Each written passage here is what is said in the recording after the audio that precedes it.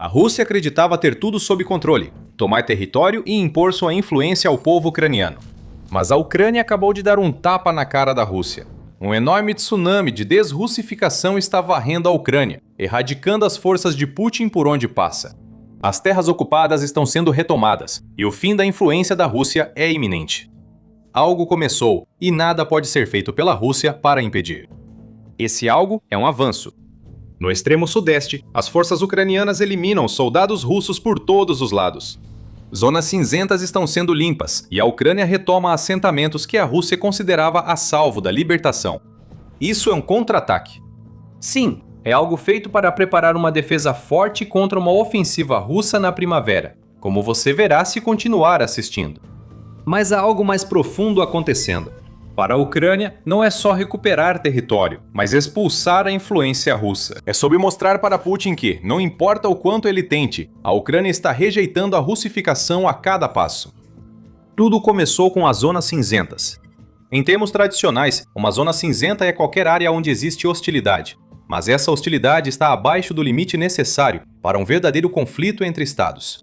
Considere as recentes incursões de drones e caças russos no espaço aéreo da OTAN para entender a ideia. Na Ucrânia, zona cinzenta tem outro significado. É uma região sem controle definido, embora a Rússia frequentemente afirme que tem. Há conflitos isolados, mas a estratégia russa é criar uma visão confusa do campo de batalha, para que Putin reivindique vitórias de propaganda em territórios que a Rússia não controla. A Rússia cria zonas cinzentas ao infiltrar pequenas unidades atrás da linha de frente ucraniana. Lá dentro, essas unidades se entrincheiram e esperam, supostamente por reforços, mas muitas vezes pela morte certa ao serem alcançadas pelas forças ucranianas. Mesmo assim, o caos nessas zonas permite à Rússia russificar e afirmar que a Ucrânia é incapaz de impedir o que Putin apresenta ao mundo como um avanço imparável. Nada poderia estar mais longe da verdade. A desrussificação no sudeste da Ucrânia é o exemplo perfeito. Tudo começou com a limpeza das zonas cinzentas no sudeste da Ucrânia, segundo a Euromiden, em 25 de fevereiro. A operação iniciou há cerca de 4 semanas, no começo de fevereiro, e a Ucrânia já atingiu um objetivo imediato: eliminar pequenos focos de infiltrados russos. Com a interrupção do Starlink, que prejudicou forças russas, a Ucrânia enviou esquadrões de busca e destruição para a zona cinzenta no sudeste, entre tropas russas e ucranianas. Abrangendo cerca de 30 quilômetros, ou aproximadamente 18,6 milhas, desde o assentamento controlado pela Ucrânia de Pokrovska, no Oblast de Dnipropetrovsk, até a cidade de Ruliapola, que está sob controle da Rússia e fica no Oblast de Zaporizhia. Se a Ucrânia não agisse, essa zona cinzenta poderia ser russificada. A Ucrânia avançou, buscou e destruiu. Agora, com o controle da zona cinzenta, mudou seus objetivos e não mira mais só nos infiltrados. A Ucrânia avança para eliminar de vez a influência russa no sudeste. A Ucrânia está retomando muitos assentamentos e territórios. Com a zona cinzenta limpa, o avanço pôde começar, e embora a Ucrânia tenha retomado vários assentamentos, como vamos detalhar em um minuto, o destaque de tudo isso é a vila de Tarnova. Situada em Dnipropetrovsk, perto das fronteiras de Zaporizhia e Donetsk, Tarnova é minúscula. Antes da guerra destruí-la, tinha pouco mais de 300 habitantes. Agora, graças às forças da Ucrânia, ela simboliza a desrussificação. O primeiro assentamento retomado pela Ucrânia no sudeste preparou o terreno para os avanços seguintes. Tudo começou em 21 de fevereiro. Foi quando a conta Torkill65X publicou imagens e um relato do que aconteceu em Tarnova. Unidades do 2º Batalhão do 425º Regimento de Assalto da Ucrânia avançaram para o assentamento. Membros da 69ª Brigada de Cobertura da Rússia, em menor número, estavam entrincheirados após tomarem o assentamento semanas antes. O ataque ucraniano foi breve, mas suficiente. Com as forças russas já em desordem após a quebra de comunicação, a Ucrânia completou a desrussificação de Tarnova em tempo recorde. Com o controle do assentamento, a Ucrânia se preparou para avançar ao sudeste, com Berezova se tornando o próximo alvo. Tarnova sinalizou para a Rússia. O Euromaidan Press destaca que a retomada ativa da Ucrânia sinalizou que a limpeza da zona cinzenta virou uma nova campanha. Campanha para expulsar russos do máximo de localidades no sudeste da Ucrânia, visando eliminar a influência russa e preparar-se para a nova tentativa de russificação de Putin na primavera. Não demoraria muito para que a Ucrânia começasse a avançar ainda mais. Na mesma época em que os ucranianos expulsaram russos de Tarnova, o Pravda informou que a Ucrânia também repeliu ocupantes perto de Kalinivska. Em 24 de fevereiro, 3 dias após a libertação de Tarnova, a Ucrânia já havia retomado 8 assentamentos em ataques relâmpago, que a Rússia não conteve. Radizna, Andrivka, Natchayevka, Ostopirska e Nova Zaporizhia voltaram todas para as mãos da Ucrânia. De acordo com a Emácias Ucrânia, não havia sinais da presença russa nesses locais nas 2 semanas anteriores a 24 de fevereiro. Tarnova pode ter sido a primeira localidade libertada de que tivemos notícia, mas não o primeiro que a Ucrânia limpou. Aqui vemos uma campanha para desrussificar assentamentos iniciada com a operação de limpeza da Zona Cinzenta. Isso faz sentido. Infiltrados russos escolheriam os restos destruídos dos assentamentos como esconderijos. Ao expulsar infiltrados, a Ucrânia libertava vilarejos e cidades, destruindo a influência russa no sudeste. Em 23 de fevereiro, Oleksandr Siersky, comandante das Forças Armadas da Ucrânia, informou que o país havia recuperado cerca de 400 km², ou cerca de 154 milhas quadradas de território. Guarde esse número, daqui a pouco explico por que ele é tão importante. Por enquanto, o que isso significa para a Rússia é bem simples. 4 meses de infiltração se perderam em apenas 3 semanas da campanha de desrussificação da Ucrânia. Segundo Clément Milan, analista militar francês, ele mapeou o que a Ucrânia fazia em 21 de fevereiro, véspera da notícia sobre a libertação de vários assentamentos no sudeste ucraniano. Miller relatou que imagens de satélite e o aumento do bombardeio ucraniano às posições russas confirmaram que a limpeza virou desrussificação. Milan registrou 3.000 novos bombardeios na direção de Tarnova, indicando que a Ucrânia retomou a maior parte da linha defensiva que mantinha nesse setor em 2022. Uma vala antitanque, arame farpado e dentes de dragão voltaram para a Ucrânia, oferecendo a base para fortificações que vão rasgar a Rússia na primavera. Com mapas de artilharia e ataques aéreos, Milan mostrou que a Ucrânia avançou e a Rússia recua no sudeste. Os ataques de artilharia russos cessaram, indicando que as forças russas nos assentamentos libertados pela Ucrânia não estão mais ao alcance. Em outras palavras, eles foram empurrados para trás e a Ucrânia continua atirando. Essa situação favorece a Ucrânia. A Rússia perdeu em 3 semanas pelo menos 4 meses de infiltrações atrás das linhas, diz Milan. Isso permitirá reforçar as defesas de Pakrovsk e a rodovia H15 até Zaporizhia. Milan conclui dizendo que novidades virão. Com um mapa, traça uma linha mostrando até onde acha que a Ucrânia avançará desrussificando o sudeste. A linha branca já está cheia de arame farpado, então a Ucrânia busca controlá-la totalmente para reforçar defesas e empurrar a Zona Cinzenta para dentro do território que a Rússia considerava seu. Esta não é uma contraofensiva comum da Ucrânia, mas uma grande mudança no campo de batalha causada principalmente pela falha de comunicação que abalou as forças armadas russas. Antes de entrarmos mais a fundo nesse assunto, você está assistindo ao The Military Show. Não se inscreveu? Aproveite agora! A campanha de desrussificação do sudeste da Ucrânia começou no início de fevereiro, porque foi exatamente nesse momento que Elon Musk e a SpaceX finalmente decidiram tomar uma atitude em relação aos terminais Starlink ilícitos que a Rússia vinha usando para coordenar seus ataques. Esses terminais contrabandeados eram usados em toda a linha de frente, de 1.100 km segundo o Euromaidan Press, permitindo à Rússia coordenar unidades e ataques com drones. Tudo sumiu depois que desligaram o Starlink. E para piorar, o próprio Putin decidiu dias depois restringir o acesso ao aplicativo de mídia social Telegram.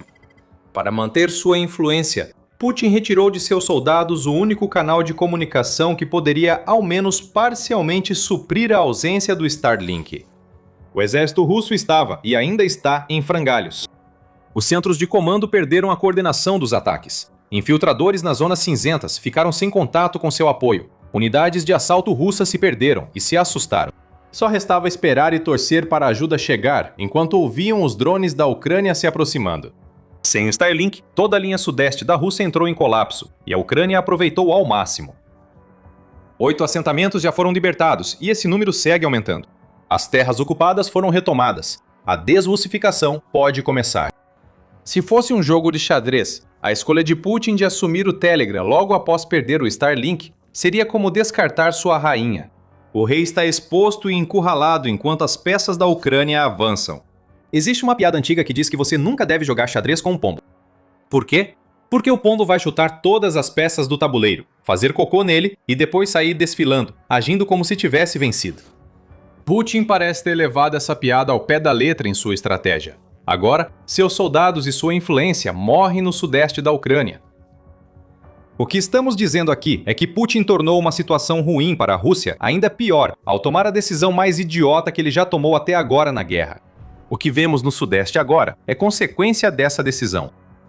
Mais cedo pedimos para você lembrar dos comentários de Siersky sobre a Ucrânia ter recuperado da Rússia 400 km² de território. O motivo é que esse número é especial. Enquanto as forças russas correm de um lado para o outro como galinhas sem cabeça, a desrussificação da Ucrânia no sudeste alcança os maiores avanços desde agosto de 2024, quando as forças ucranianas lançaram contra-ofensiva na região de Kursk, na Rússia. A Euromaidan Press ressalta que, somando o território recuperado pela Ucrânia no sudeste ao libertado em Kupiansk no fim de dezembro, 2026 começa de forma ruim para as forças russas. O que Putin considerava seguro agora está com a Ucrânia, e a Rússia dificilmente retomará o que foi libertado em breve. Esse é o objetivo da desrussificação.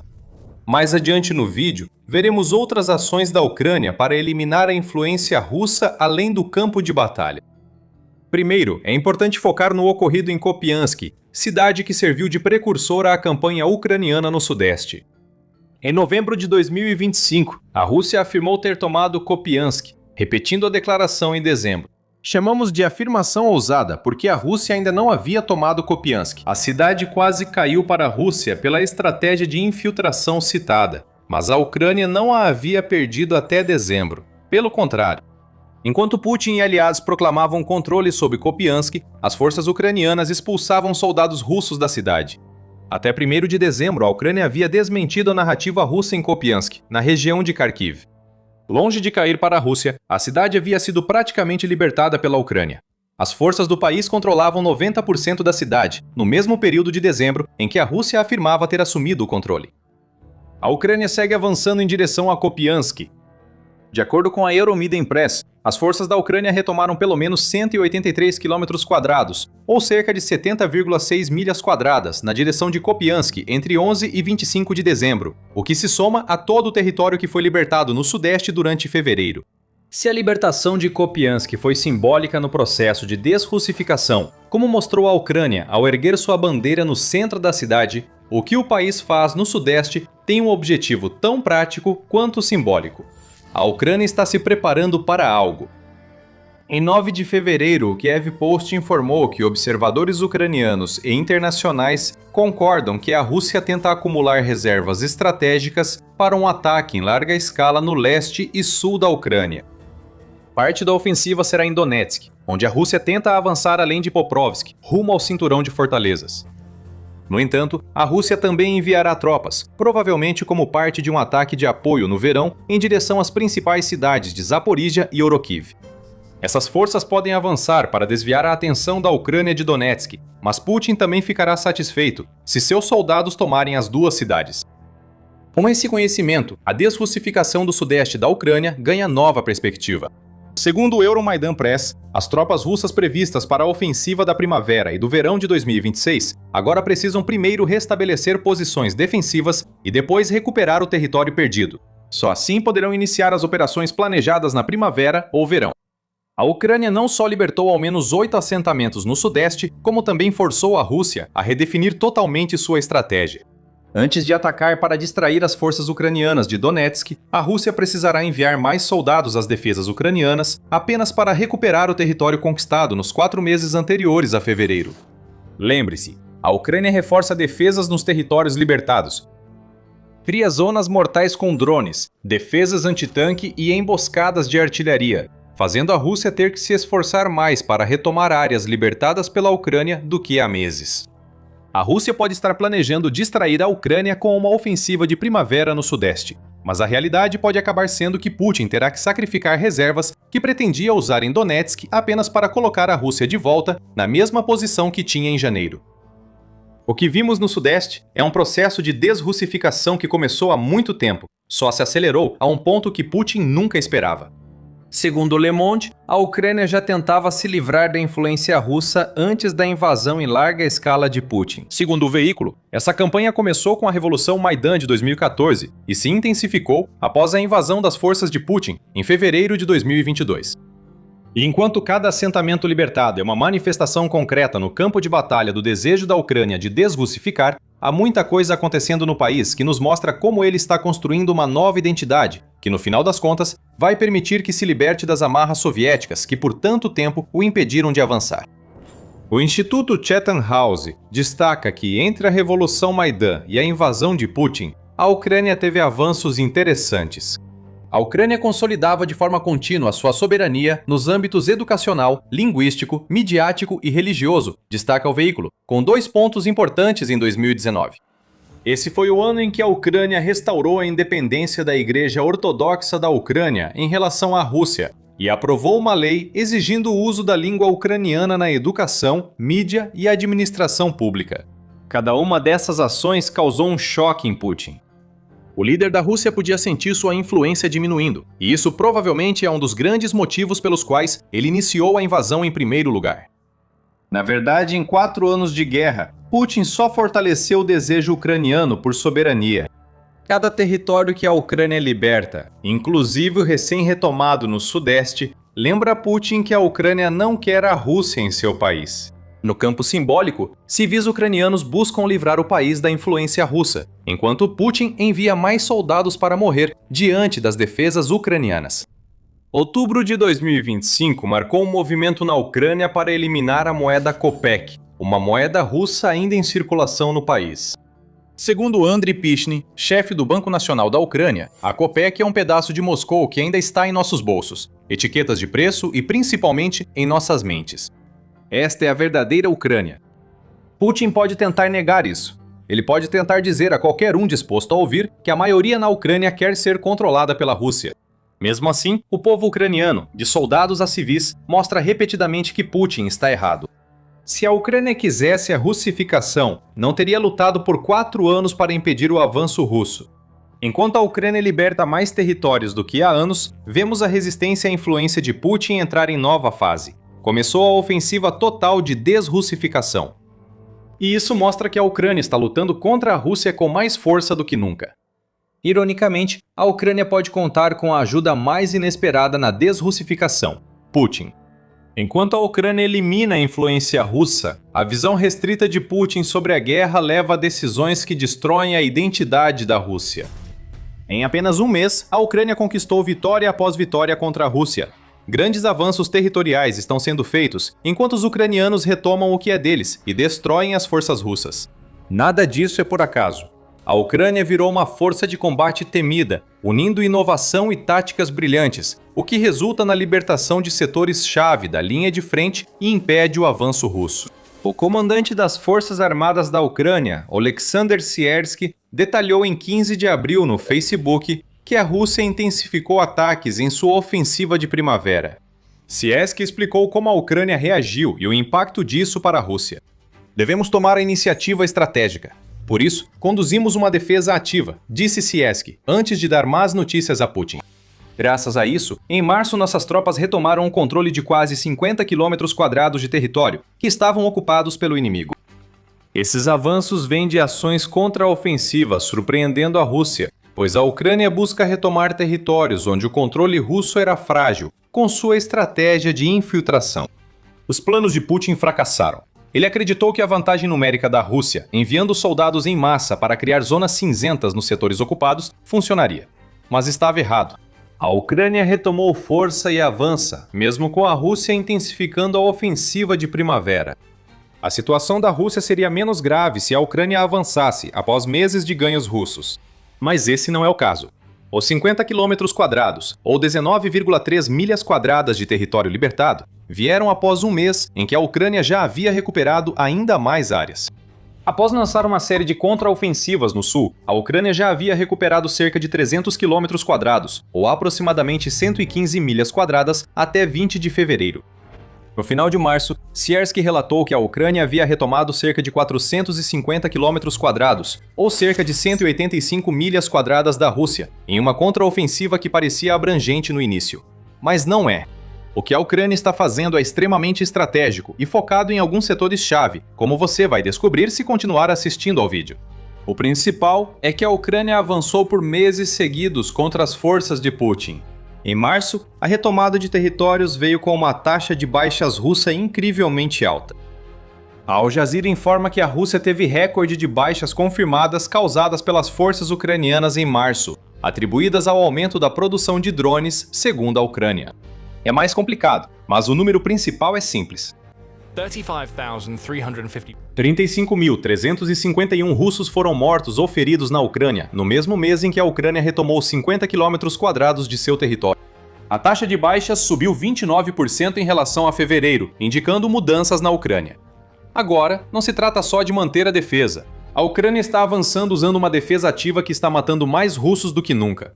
Para piorar a situação de Putin, a taxa de recrutamento da Rússia não está acompanhando sua taxa de perdas prevista para 2026. A Rússia planeja recrutar 409 mil soldados até o final do ano. Está longe de alcançar esse número. Atualmente, a Rússia tem uma média diária de recrutamento de 1.120 soldados, o que, segundo a Al Jazeera, fará com que o país tenha um déficit de 65 mil soldados em relação à sua meta até o final de 2026. Isso reduz o envio de soldados à linha de frente, e com menos tropas russas defendendo o território ocupado, aumentam as chances de contra-ataques ucranianos. O que vimos em março já impressiona, mas pode ser só o início, já que os problemas de efetivo da Rússia devem piorar ao longo de 2026. Então, a Rússia está lidando com problemas de recrutamento, baixas recordes e a Ucrânia retomando grandes porções de território. Será que poderia ficar ainda pior para Putin? A resposta curta é sim. Tudo isso ocorre enquanto a Rússia inicia a grande ofensiva de primavera, que supostamente levaria ao colapso do Donbass e ao roubo de grandes territórios ucranianos. Os ataques cresceram em toda a frente com o começo da ofensiva de primavera. A Rússia envia ondas de soldados para Konstantinivka, Liman, Dnipropetrovsk, Zaporizhia e para o cinturão de cidades fortificadas em Donetsk, mantendo a única estratégia que Putin já adotou: atacar com bucha de canhão até a Ucrânia ceder. Combates intensos também foram relatados nas direções de Oleksandrivka e Pokrovsk, sendo que esta última é uma cidade que a Rússia afirma ter tomado desde dezembro.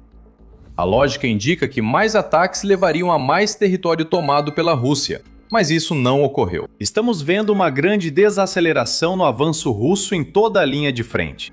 A Business Insider destaca isso, observando que as forças de Putin avançavam a uma taxa de cerca de 12,9 km², ou 5 milhas quadradas por dia, em março de 2025. Um ano depois, a taxa de avanço é de apenas 2,58 km², ou 1 milha quadrada por dia, um número relativamente pequeno. Em outras palavras, a taxa de avanço da Rússia foi reduzida em 5 vezes em apenas um ano. E para colocar ainda mais sal na ferida russa, a Ucrânia reagiu. Reduziu o ímpeto da Rússia ao avançar 4,66 km², ou 1,8 milhas quadradas, por dia, quase o dobro do que a Rússia consegue diariamente. O que tudo isso significa para a Rússia é muito simples. O lançamento da ofensiva de primavera foi um fracasso completo. De acordo com a France 24, uma avaliação do Instituto para o Estudo da Guerra, ou ISW, coloca o último prego no caixão da campanha russa de março de 2026. Ao somar os avanços da Ucrânia contra os da Rússia, março é o primeiro mês em 2 anos e meio em que os ganhos da Rússia foram nulos. A Ucrânia está superando a Rússia, envergonhando Putin, ao lançar uma ofensiva mais eficaz justamente no mês que marcaria o início da vitória russa. Isso não é apenas humilhante para Putin, é uma verdadeira catástrofe que deveria mostrar a ele o quão mal funciona a sua estratégia de mandar mais e mais homens para resolver o problema até ele desaparecer, no campo de batalha do século XXI que a Ucrânia criou. O que estamos vendo agora é que as coisas estão começando a mudar a favor da Ucrânia, e é assim que isso está acontecendo. A resposta óbvia para como a Ucrânia está conseguindo tudo isso contra um exército russo, que tem uma vantagem numérica massiva, são os drones. Podemos dizer que foram os drones, mas há mais por trás disso.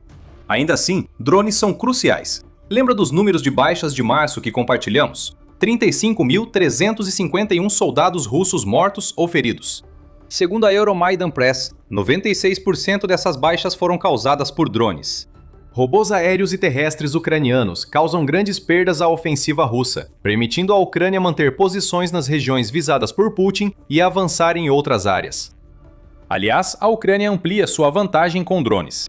Em 2026, o Reino Unido enviará mais de 120 mil drones para a Ucrânia, somando-se aos milhões já fabricados pelo país. O uso de drones de longo alcance na guerra também não favorece a Rússia. Por muito tempo, a Rússia usou drones de longo alcance para atacar cidades e infraestrutura ucranianas, onde tinha clara vantagem. Mais uma vez, o volume foi crucial, como tem sido em terra para Putin. Porém, março trouxe nova reviravolta nesse aspecto. A ABC News informa que, em março, pela primeira vez na guerra, a Ucrânia lançou mais drones de longo alcance contra a Rússia do que o contrário. A diferença é significativa. 7.347 drones ucranianos contra 6.462 drones russos. Para piorar para Putin, a nova geração de drones interceptadores da Ucrânia, que derrubam Shaheds a um custo bem menor, fez o país atingir quase 90% de interceptação contra drones russos em março. A Rússia lança menos drones que a Ucrânia e tem menos sucesso do que nos meses anteriores. Isso significa que março não foi catastrófico para Putin apenas no campo de batalha. O foco da Ucrânia em ataques em profundidade está desgastando a máquina de guerra russa internamente. Só dentro da Rússia, 76 alvos foram atingidos pelos drones ucranianos, incluindo 15 instalações relacionadas ao setor de refino de petróleo da Rússia. Tudo é feito para enfraquecer a Rússia na linha de frente, destruindo ativos militares, instalações de produção ou cortando combustível usado pelas tropas e vendido para outros países. Drones foram essenciais para a Ucrânia em março. Você provavelmente já sabia disso. Em discussões sobre feitos da Ucrânia contra a Rússia, os drones geralmente aparecem como um dos motivos. Mas lembre-se, apenas um dos motivos. Além do ataque de drones, outros fatores nos bastidores ajudaram a Ucrânia a avançar contra a Rússia. Mas antes de entrarmos mais a fundo nisso, tem muito mais de onde isso veio. Se você está gostando do The Military Show, não se esqueça de se inscrever no canal. Além dos 50 km², algo nas palavras de Sieski deveria ter chamado sua atenção. Sieski usou as palavras defesa ativa, e esse termo representa muito mais do que muitos imaginam. O próprio Sieski nos deu algumas pistas sobre o motivo ao dizer: estamos enfrentando a superioridade numérica russa com a qualidade ucraniana das operações de combate, forçando o inimigo a jogar pelas nossas regras e adiando constantemente os prazos para a conclusão das tarefas. Ele diz que a Ucrânia tem atacado complexos militares e industriais russos, na Rússia e em territórios ocupados, para reduzir a capacidade ofensiva da Rússia. O ministro da Defesa da Ucrânia, Mikhailo Fedorov, destacou a necessidade de o país tomar a iniciativa e partir para o ataque mais cedo em 2026. Em janeiro, Fedorov afirmou que a Ucrânia buscaria elevar a taxa de mortes russas em combate, estabelecendo meta de 50 mil baixas irrecuperáveis por mês. Isso, junto com a reforma nas Forças Armadas da Ucrânia, permitiu que o país tomasse a iniciativa contra a Rússia. É o que vemos agora no campo de batalha. Mas tomar a iniciativa não significa que a Ucrânia lançará uma grande contraofensiva em toda a linha de frente de 1.200 quilômetros, ou cerca de 745 milhas. A Ucrânia está agindo de forma mais inteligente. O motivo pelo qual a Ucrânia obteve avanços contra a Rússia tanto em março quanto em fevereiro é que ela adotou uma abordagem setorial em sua estratégia de contra-ataque. George Barros, do ISW, disse a Business Insider: "Não é acidental, não é circunstancial. Existem razões para isso." Ao relatar como a Ucrânia enfraquece há meses as defesas russas em setores-chave, preparando o terreno para as contraofensivas atuais. Isso mostra que a Ucrânia aprendeu com erros passados e já lançou uma contraofensiva contra a Rússia em 2023. Essa contraofensiva fracassou por vários motivos, incluindo a dispersão das forças ucranianas. A Ucrânia não está cometendo esse erro agora. Em vez disso, está observando as áreas onde a Rússia se espalhou demais e está contra-atacando nesses locais. A ideia é simples. A estratégia de infiltração da Rússia, que foi usada durante boa parte de 2025, permitiu que ela reivindicasse território, mesmo quando só tinha conseguido infiltrar um pequeno grupo de soldados nessas áreas. Esses pequenos agrupamentos de defesas são o que a Ucrânia está mirando agora, e os resultados são claros de se ver. A Ucrânia ataca onde a Rússia está fraca e mantém defesa firme nas áreas que a Rússia quer conquistar. Essa defesa causa grandes baixas e enfraquece a Rússia, pois Putin precisa mover tropas antes de estar preparado. Esses movimentos inesperados enfraquecem ainda mais e criam mais chances para a Ucrânia avançar. Oleksandrivka, alvo de ataques russos, era um desses setores.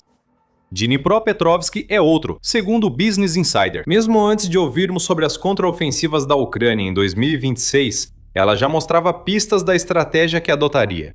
Rumo a Kupiansk, na região de Kharkiv, a Ucrânia passou o final de dezembro destruindo uma tentativa de ocupação russa daquela cidade, desmentindo as alegações feitas por Putin e seus aliados de que Kupiansk poderia cair nesse processo. Isso nos deu uma ideia da estratégia atual da Ucrânia. Permite que a Rússia conquiste áreas sem importância estratégica, enquanto a Ucrânia foca em retomar pontos-chave que impactam os planos russos de longo prazo. Em Kupiansk, a Ucrânia frustrou a tentativa russa de mostrar força antes das negociações de paz.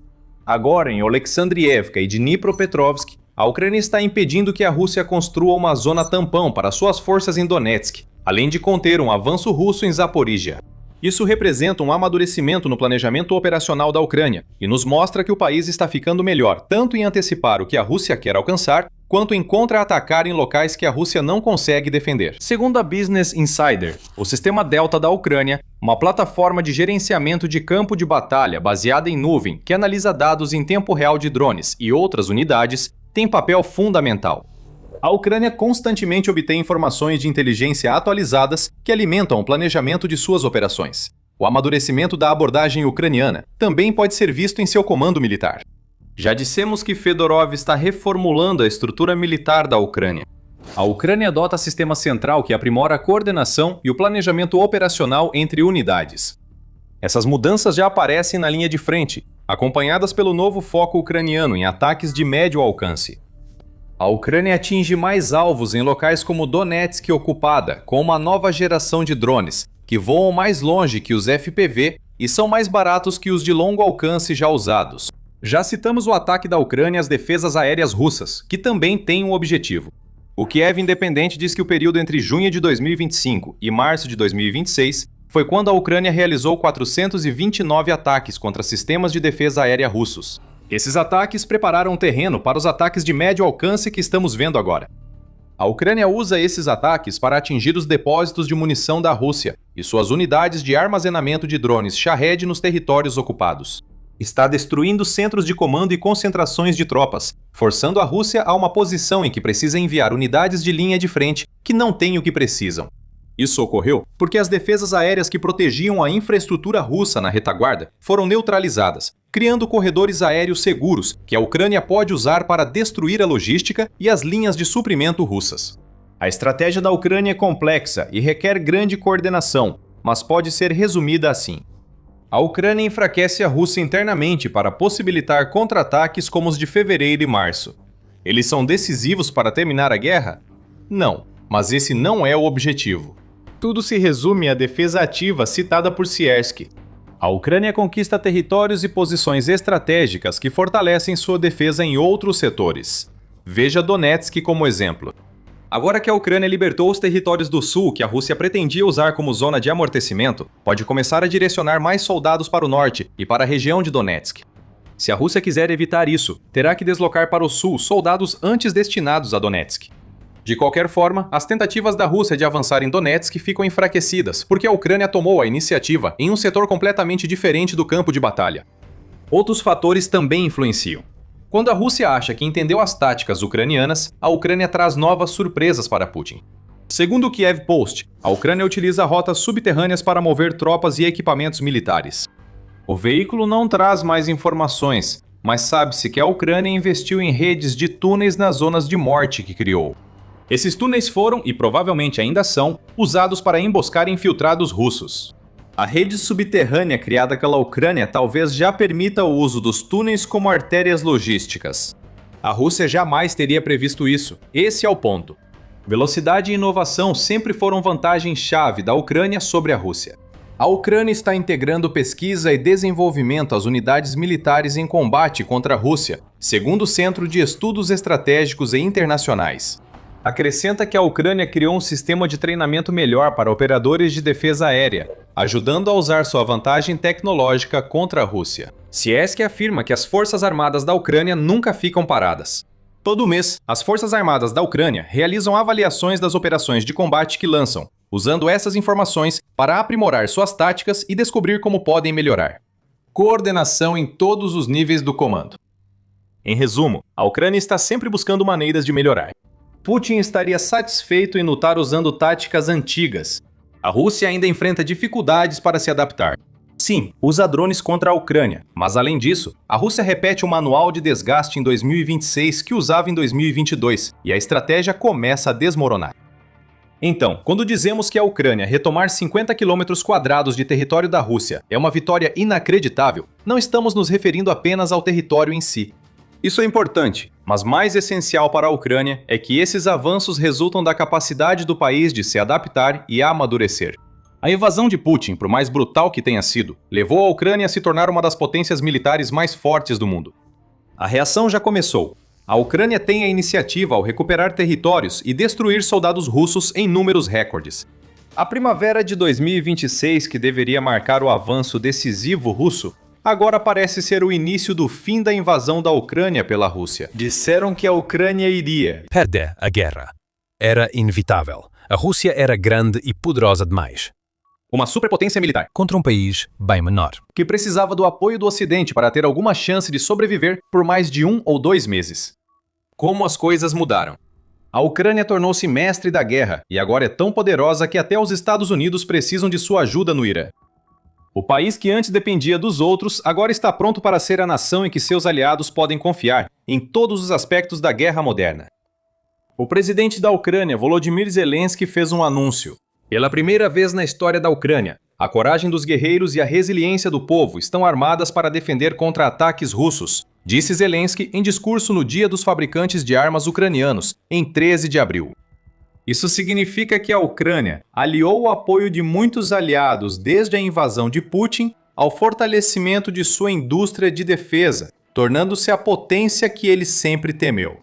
Agora a Ucrânia está mais forte do que jamais esteve em qualquer momento de sua história, e Zelensky faz questão de mostrar isso ao mundo. O presidente ucraniano afirmou que a Rússia já tentou antes destruir o Estado ucraniano e sua liberdade ao comentar a invasão russa, antes de acrescentar: mas agora os ucranianos estão em uma posição mais forte do que nunca, mais fortes do que em 2014, mais fortes do que no século XX, e mais fortes do que em qualquer outro momento anterior. Para alguns, parecem palavras vazias. É assim que Putin quer que o mundo escute Zelensky. Há anos, o presidente da Rússia tenta criar a imagem de que o país é uma potência invencível, prestes a conquistar a Ucrânia. Já se passaram mais de 4 anos, e esse a qualquer momento nunca chegou. A Rússia segue contando sua versão da dominação. Mesmo no fim de março, Putin deu à Ucrânia 2 meses para sair do Donbass, ou as forças russas avançariam e tomariam a região. Mais uma vez, a Rússia vem tentando fazer isso há anos. Ainda não conseguiu, e tem toda uma linha de fortalezas para derrubar antes de conseguir. A realidade que estamos vendo no terreno é que o que Zelensky afirma que a Ucrânia é exatamente o que ela se tornou.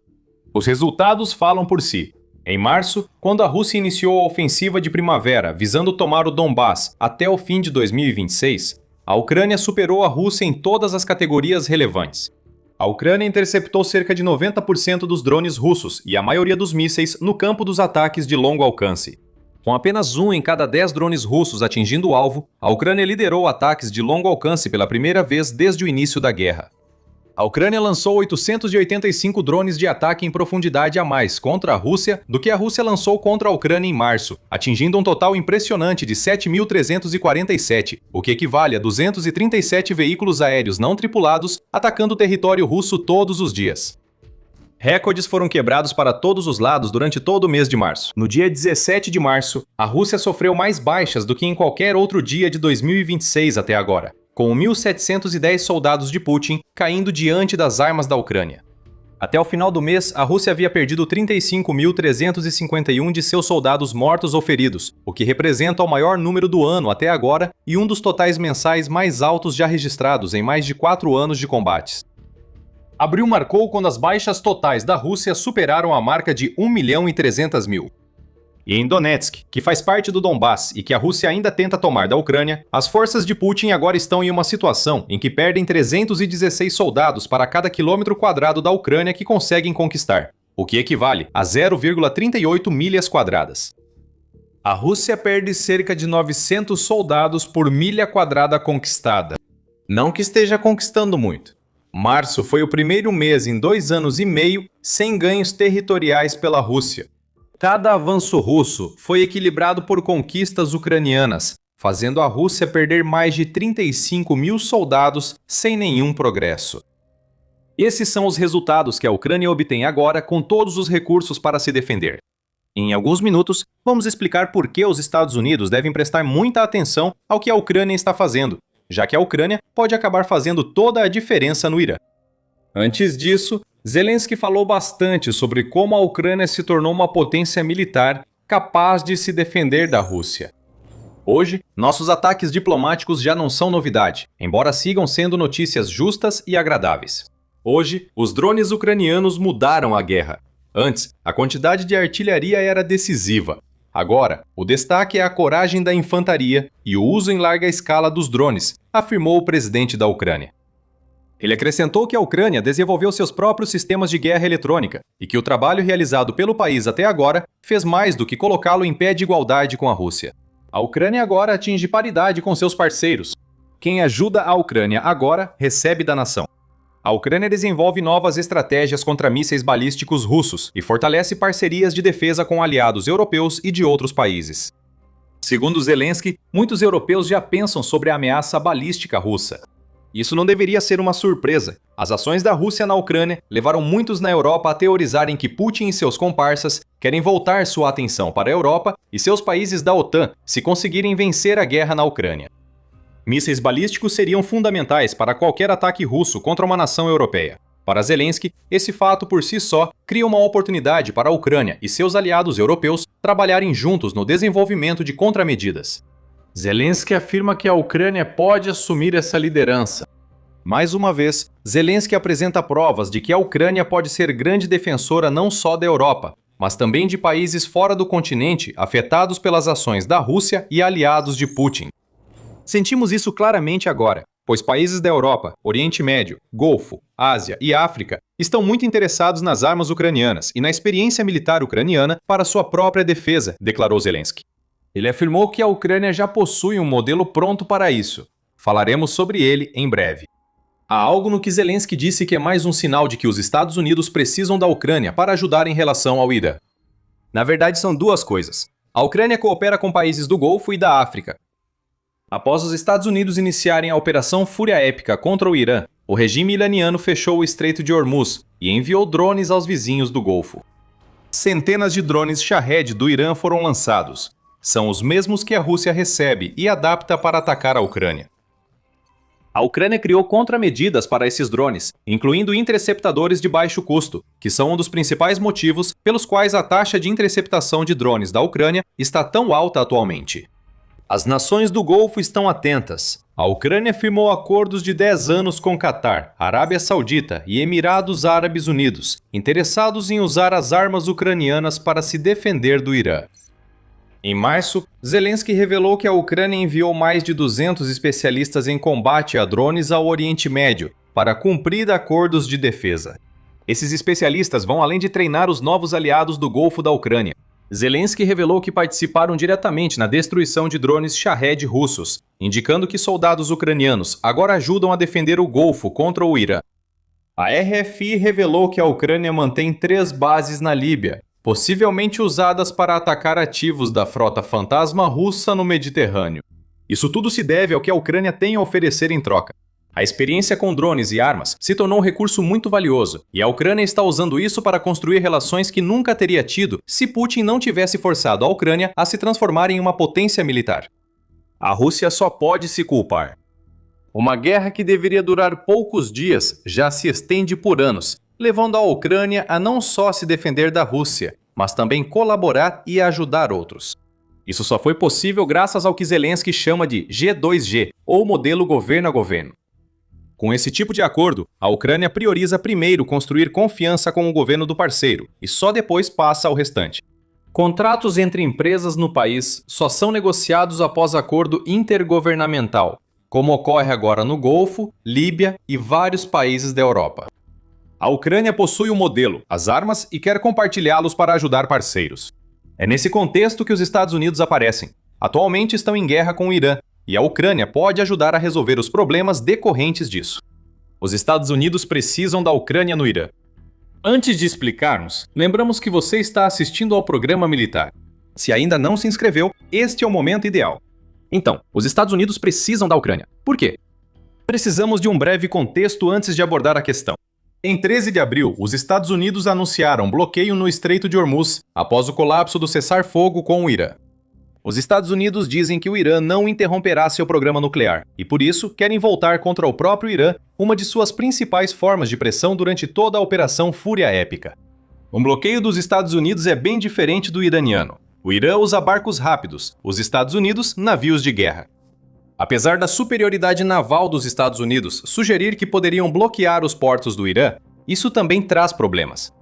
Navios de guerra são alvos bem maiores que barcos rápidos. Quando esses navios precisam permanecer no mesmo lugar por um longo período, como é o caso quando estão sendo usados para criar um bloqueio, eles se tornam vulneráveis aos drones Shahed do Irã.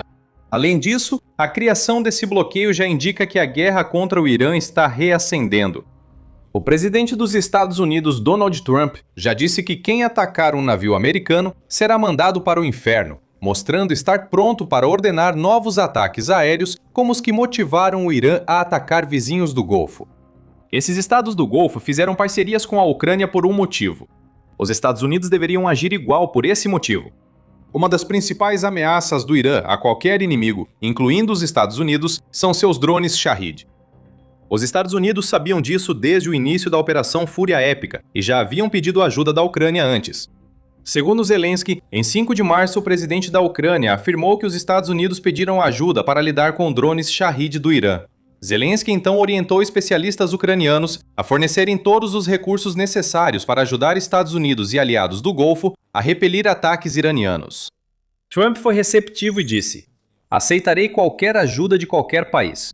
A Ucrânia viu chance de acordo. Drones interceptadores em troca de mísseis Patriot para se defender de mísseis balísticos russos. Trump reagiu rejeitando a ajuda da Ucrânia. Mas agora, com a situação no Estreito de Hormuz esquentando novamente e os navios de guerra dos Estados Unidos sendo ordenados a navegar para posições que os deixam vulneráveis aos drones Shahed, os Estados Unidos precisam encarar um fato claro: eles precisam da Ucrânia. E há 5 razões para isso. A primeira é algo que já mencionamos várias vezes. A Ucrânia se tornou a maior referência mundial em guerra de drones. Os estados do Golfo sabem disso e, por isso, firmam acordos de defesa de 10 anos com a Ucrânia. Os drones Shahed usados pelo Irã contra os Estados Unidos em suas bases e provavelmente em breve navios de guerra americanos são as mesmas armas enfrentadas pela Ucrânia durante boa parte da guerra. O Irã enviou drones Shahed à Rússia, tornando-se cúmplice do crime de agressão contra a Ucrânia, segundo o Ministério das Relações Exteriores ucraniano. No entanto, isso também significa que a Ucrânia foi forçada a desenvolver contramedidas para as mesmas armas que os Estados Unidos precisam superar. Uma delas são os drones interceptadores. Eles são o segundo motivo para os Estados Unidos precisarem da Ucrânia agora. Segundo o Conselho Americano de Política Externa, a Ucrânia vem desenvolvendo a tecnologia de drones interceptadores durante a guerra com a Rússia. A Ucrânia agora domina essa tecnologia com precisão científica. Pequenos drones interceptam drones Shahed maiores, usando energia cinética e, às vezes, pequenas ogivas. Em janeiro, a Ucrânia lançou 40 mil interceptadores, mostrando sua capacidade de produzir essas armas em grande escala. Outro exemplo é que a Ucrânia já produz cerca de 1.500 drones interceptadores por dia, totalizando cerca de 45 mil por mês. É provável que produza mais se receber investimentos de países como os Estados Unidos. A Ucrânia possui a experiência e ferramentas que os Estados Unidos precisam no Irã agora. O terceiro motivo para os Estados Unidos precisarem da Ucrânia é que o custo compensa. Segundo o Conselho, para a Ucrânia, construir um drone interceptador custa entre 300 e 1.200 dólares. Isso é trocado no contexto do orçamento de defesa dos Estados Unidos. Mesmo com custo extra para exportar aos Estados Unidos, os drones interceptadores da Ucrânia continuam bem mais baratos que os mísseis Patriot usados pelos Estados Unidos contra drones Shahed do Irã. Esses mísseis são eficazes, mas custam cerca de 4 milhões de dólares cada. Muito para usar contra drones iranianos que custam de 20 mil a 50 mil dólares para fabricar. Até as tentativas dos Estados Unidos de criar drones interceptadores, como o Lucas, custam mais que a solução comprovada da Ucrânia. Um único drone Lucas custa aproximadamente o mesmo que um Shahed. Um interceptador ucraniano custa até 66 vezes menos do que o Shahed de menor preço. Isso nos leva ao quarto motivo pelo qual os Estados Unidos precisam da Ucrânia em relação ao Irã. A Ucrânia vai além de fabricar drones interceptores baratos. Você já deve ter percebido isso pelos comentários de Zelensky sobre como a indústria de defesa da Ucrânia se tornou eficaz e como muitos dos parceiros da Ucrânia estão buscando armas de todos os tipos vindas da Ucrânia. Mas vamos aos números da inovação ucraniana. Em 14 de abril, a United 24 informou que Zelensky mostrou um vídeo com 56 sistemas de armas desenvolvidos pela própria Ucrânia. Dos 56, 31 eram drones, 7 eram sistemas de mísseis, 4 eram ferramentas de guerra eletrônica e 6 eram plataformas terrestres robóticas. Outras inovações eram 4 novos tipos de veículos blindados, 3 sistemas navais não tripulados e uma torre móvel de defesa aérea. Reflita sobre essa lista de armas. Quase todas poderiam ser usadas pelos Estados Unidos na guerra com o Irã. Além dos interceptadores, os Estados Unidos podem usar drones ucranianos e sistemas navais não tripulados para atacar posições e lanchas rápidas iranianas. Unidades móveis de defesa aérea, junto com as defesas já integradas aos navios de guerra americanos, ajudariam a manter essas embarcações seguras no Estreito de Hormuz. A Ucrânia é uma parceira inovadora que pode ajudar os Estados Unidos a lidar com praticamente qualquer coisa que o Irã lançar contra eles. Mas mais importante do que isso, e talvez mais crucial do que qualquer outro motivo pelo qual os Estados Unidos precisam da Ucrânia que mencionamos até agora, é que a Ucrânia oferece aos Estados Unidos algo que quase nenhum outro aliado oferece: apoio à Operação Fúria Épica. Trump reclamou regularmente do fato de que os aliados da OTAN dos Estados Unidos não estão dispostos a se envolver com a reabertura do Estreito de Hormuz ou com a guerra que os Estados Unidos começaram com o Irã. Trump afirmou após reunião com o secretário-geral da OTAN, Mark Rutte, em 8 de abril. A OTAN não esteve presente quando precisamos e não estará se precisarmos novamente. Se isso é verdade ou não, ainda é discutível. Até hoje, apenas os Estados Unidos tiveram o artigo 5º da OTAN invocado, permitindo que recebessem ajuda direta dos aliados após os ataques de 11 de setembro. Muitos desses aliados entraram em guerra, primeiro no Iraque e depois no Afeganistão, para ajudar os Estados Unidos. Mas é isso que Donald Trump está dizendo, e isso revela que os Estados Unidos não estão recebendo a ajuda que poderiam ter antecipado quando lançaram a Operação Fúria Épica. A Ucrânia quer ajudar, e mais que qualquer aliado dos Estados Unidos tem conflito com o Irã por fornecer drones Shahed à Rússia. No dia 28 de fevereiro, quando os Estados Unidos lançaram a Operação Fúria Épica, Volodymyr Zelensky foi ao X compartilhar sua opinião. Ele ressaltou que a Rússia já utilizou mais de 57 mil drones Shahed contra a Ucrânia, fornecidos pelo Irã. É essencial que os Estados Unidos ajam de forma decisiva, pois a determinação americana enfraquece criminosos globais.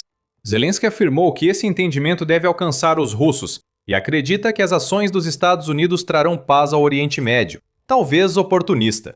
Mas é uma das declarações de apoio mais fortes que os Estados Unidos receberam para a Operação Fúria Épica de qualquer nação que não esteja diretamente envolvida na guerra. O que os Estados Unidos estão esperando?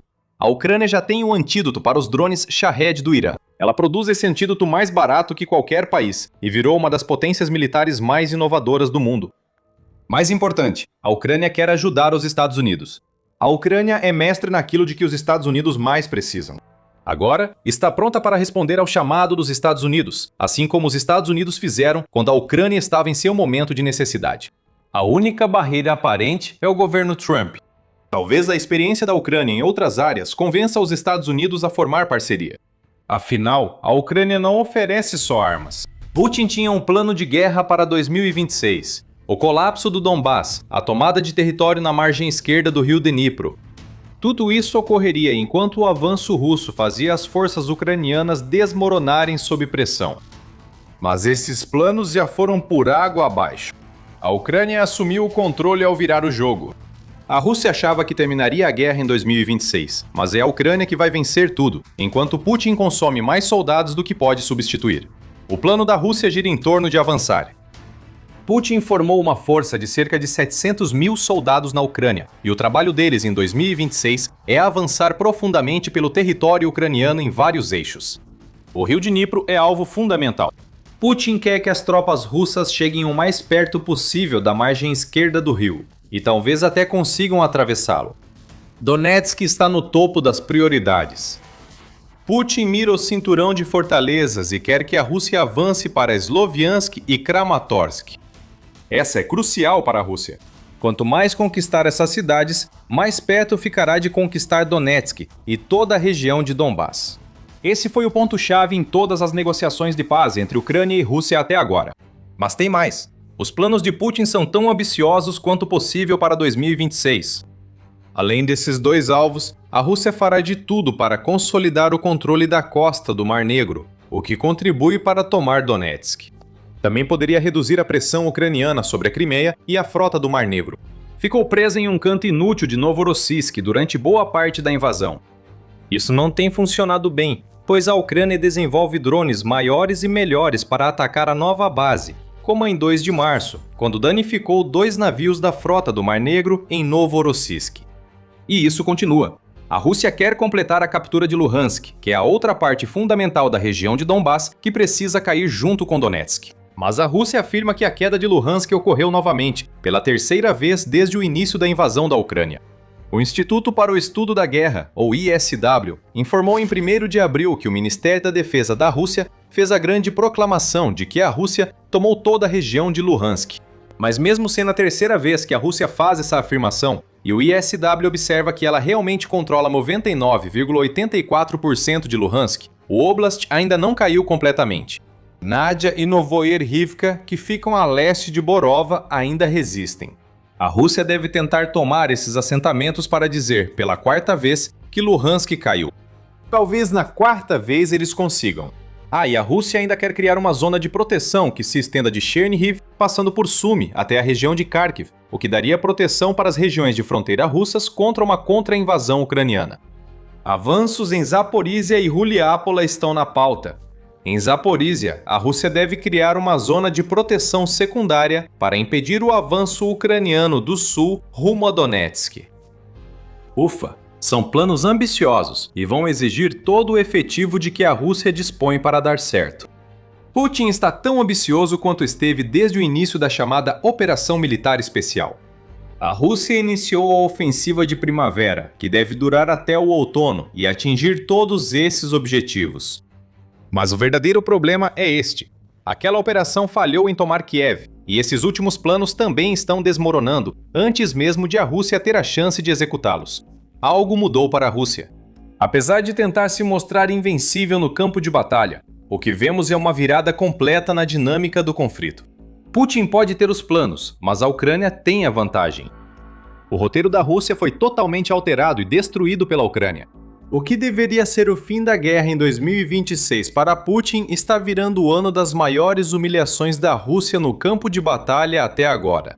E o motivo disso se resume ao fato de que a Ucrânia tem um plano próprio para contra-atacar tudo o que a Rússia está fazendo, enquanto ao mesmo tempo prepara o terreno para uma retomada, que permitirá libertar território mesmo enquanto a Rússia tenta avançar. Esse plano pode ser resumido em 4 palavras: esgotar, segurar, construir e atacar. Segundo Alexander Sirski, comandante-chefe das Forças Armadas da Ucrânia, a ICTV, o plano de contra-ataque ucraniano contra a Rússia foi detalhado. Em 2026, a Ucrânia fará tudo o que puder para manter o território que a Rússia pretende atacar, que é a parte mais óbvia do plano. A Ucrânia não quer perder o território. Cada área cedida à Rússia aproxima Putin de seus objetivos. Ao manter esse território, a Ucrânia também cumpre a segunda parte do plano, que é esgotar as forças russas. A lógica é clara. Putin e seus comparsas já mostraram que sua principal estratégia é lançar tropas e equipamento contra as defesas da Ucrânia até que elas colapsem. Quanto mais tempo a Ucrânia segura o território atacado pela Rússia, mais tropas e equipamentos são destruídos, limitando a força militar russa. Ataques de longo alcance reforçam a segunda parte da estratégia ucraniana ao destruir a máquina de guerra russa internamente. No entanto, são as partes 3 e 4 da estratégia da Ucrânia que mudam o jogo para o país. O país quer fortalecer reservas enquanto as forças armadas mantêm posições. E como você vai descobrir em breve, essas reservas significam mais do que apenas formar um grande exército de soldados. Depois, há a parte dos ataques. Sierski diz que a Ucrânia vai atacar onde quer que a Rússia esteja mais fraca, não importa onde seja na linha de frente. Em outras palavras, a Ucrânia vai libertar o máximo de território que puder, e vai fazer isso por 2 motivos. Primeiro, a libertação de território dá à Ucrânia um forte impulso na guerra, como o próprio Sierski destaca ao afirmar. Neste momento, o inimigo está jogando pelas nossas regras.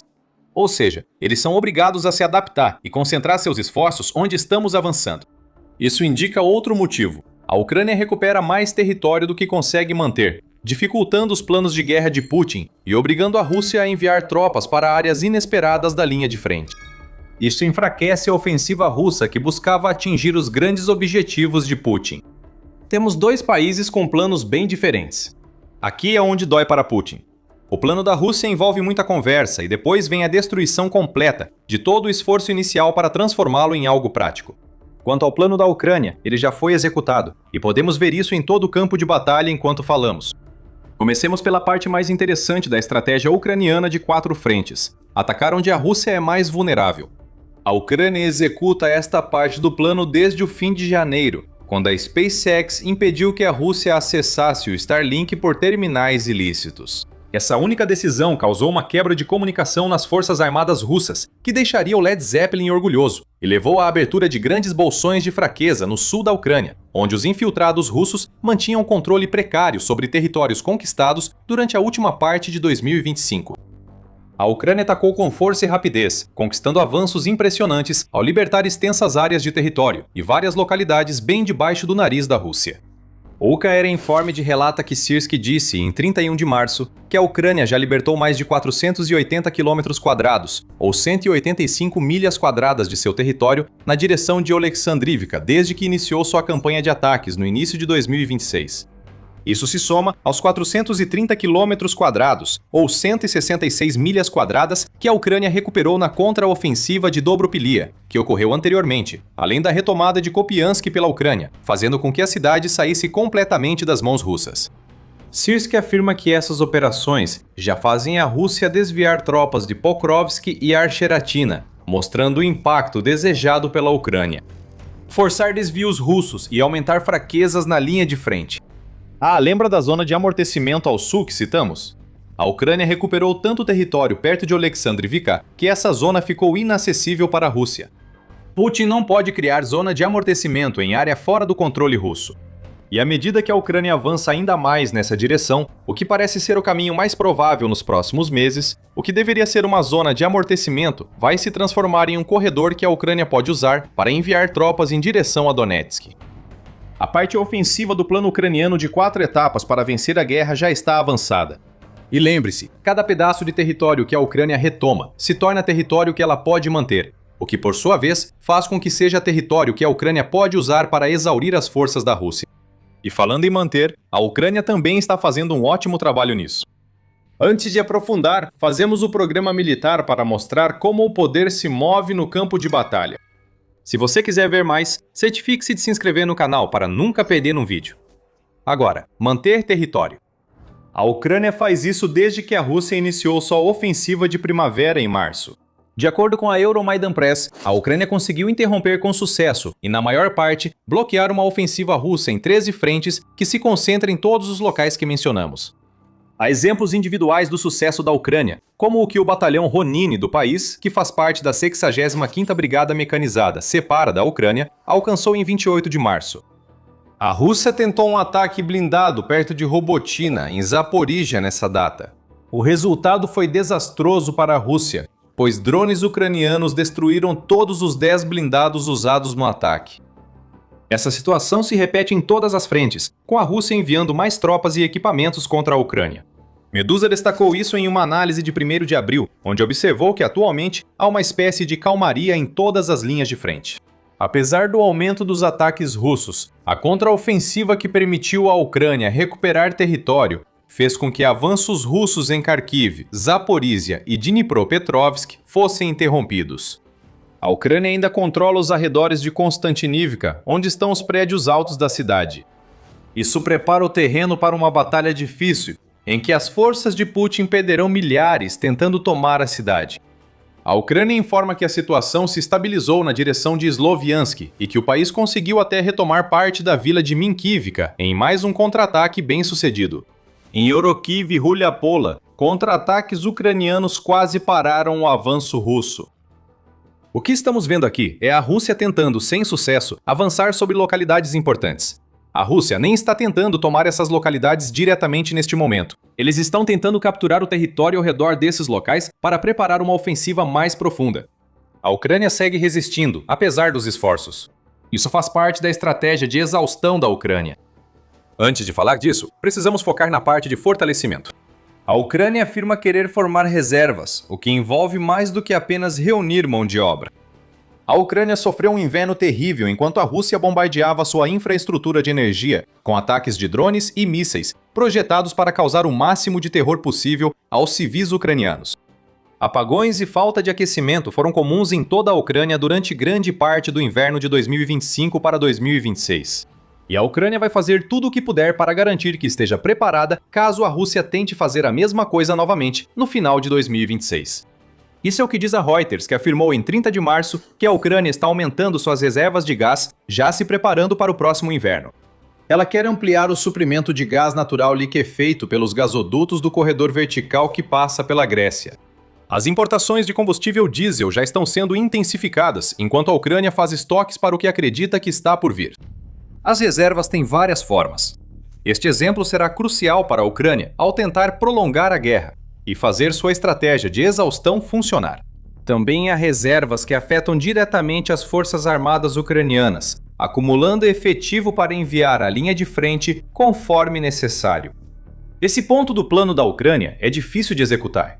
Em agosto de 2025, Syrskyi afirmou que o foco era criar reservas prontas para combate. Atualmente, Syrskyi afirma que o pessoal segue como principal prioridade para a Ucrânia. A mobilização segue na Ucrânia e Syrskyi avalia os esforços do país até agora como 6 ou 7 em 10, sugerindo que pode melhorar. Syrskyi reconhece que as Forças Armadas devem criar condições para evitar ausências não autorizadas ou deserções, afirmando: o principal motivo para ausentar-se sem autorização é a falta de vontade de servir e o medo pela própria vida. A transição dos centros de recrutamento para o treinamento militar deve ser suave e indolor.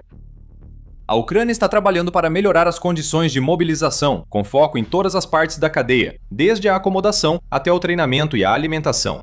O objetivo parece ser tornar esse processo o mais tranquilo possível, o que trará benefícios posteriormente, à medida que a Ucrânia conseguir reter mais dos soldados que recruta.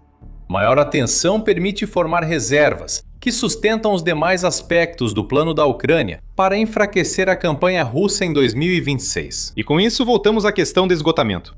A Rússia lançou sua ofensiva de primavera no início de março. Já víamos o impacto da estratégia de esgotamento da Ucrânia no início de 2026.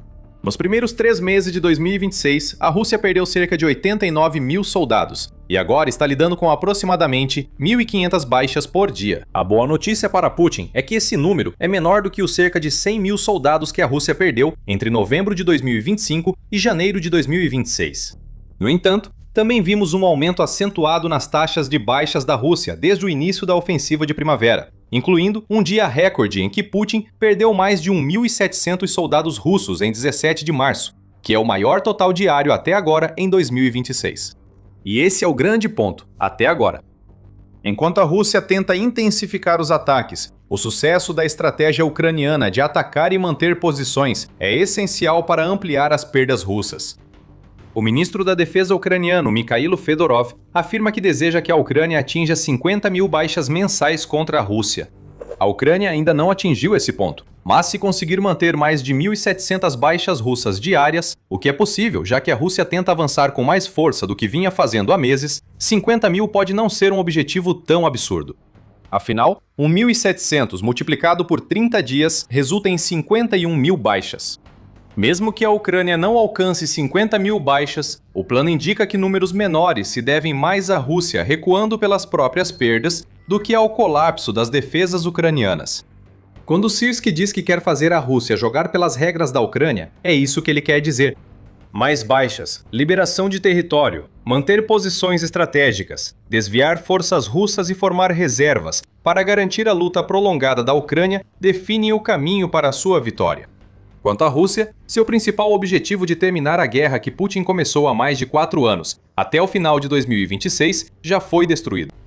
A Rússia busca ampliar seus ataques, considerando isso essencial para superar as defesas da Ucrânia. Entre todas as frentes que Putin deseja avançar, Orokiv é a mais importante fora do cinturão fortificado de Donetsk. Esse assentamento daria à Rússia acesso à margem esquerda do Dnipro, permitindo avançar contra Zaporíjia. Para conquistar Orokiv, a Rússia deve tomar Guliápolia.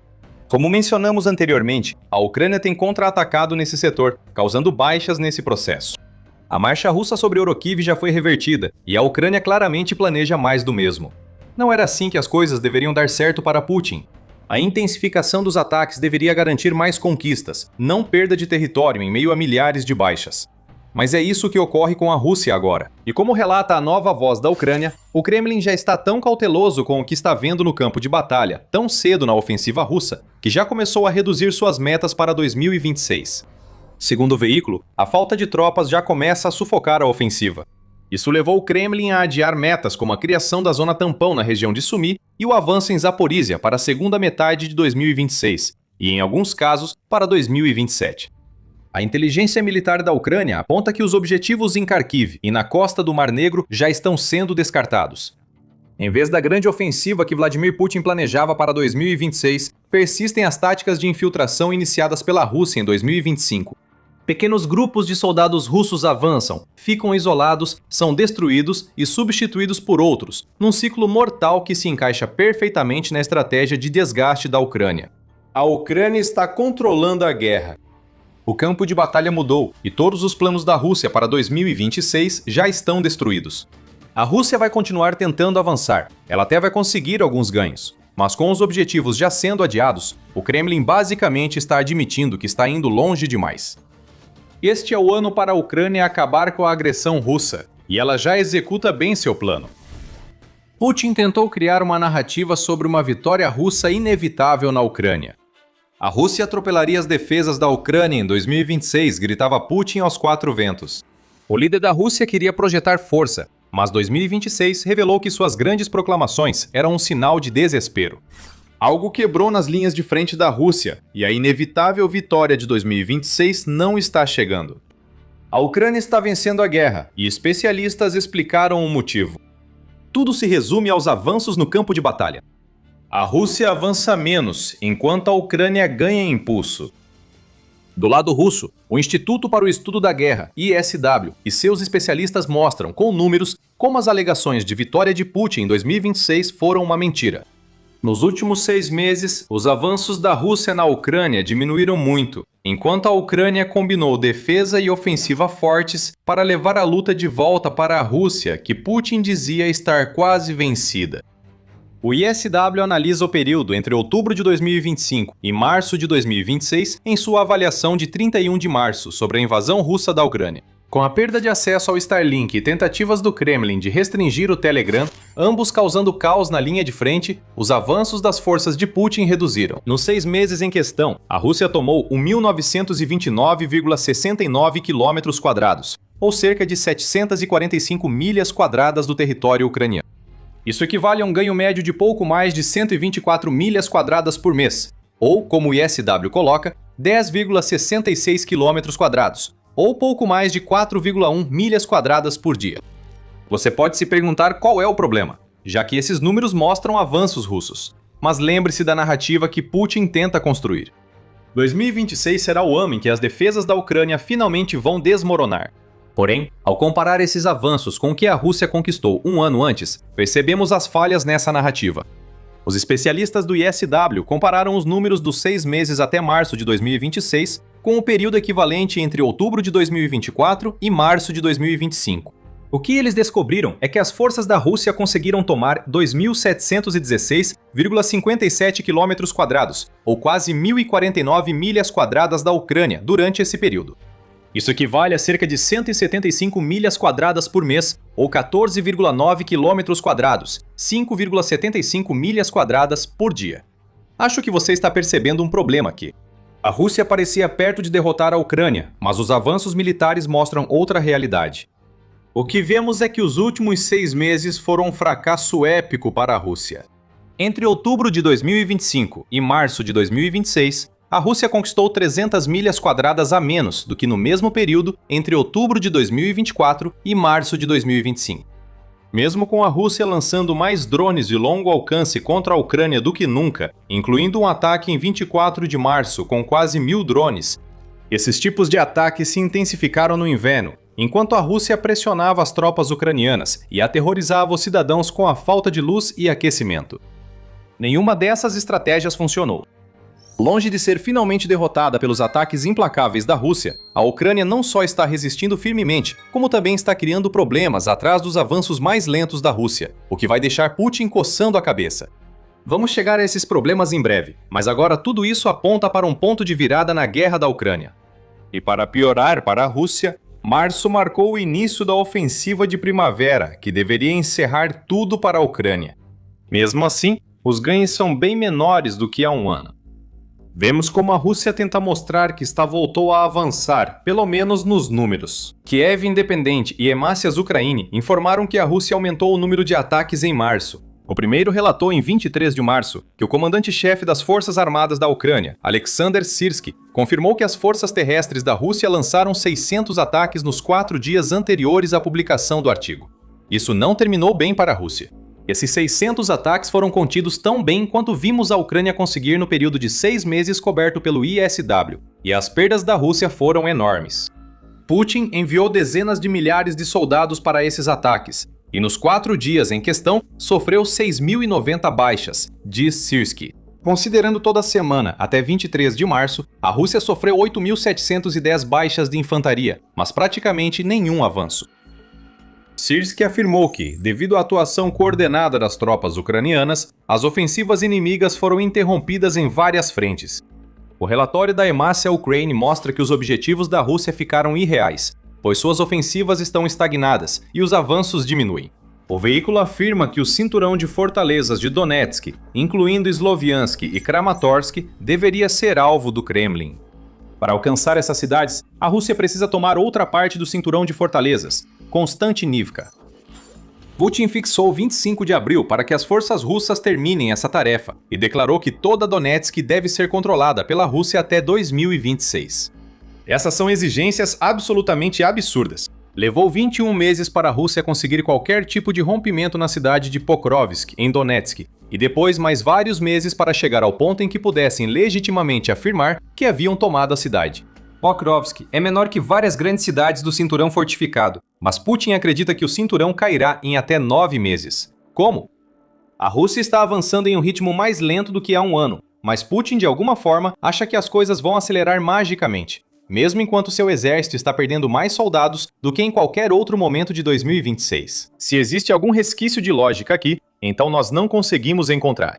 O que vemos são exigências desesperadas de um presidente russo que sabe que o suposto colapso inevitável da Ucrânia está longe da realidade mostrada no campo de batalha. Os avanços são lentos demais para as exigências. Com certeza são lentos demais para os prazos que Putin estabeleceu para suas forças.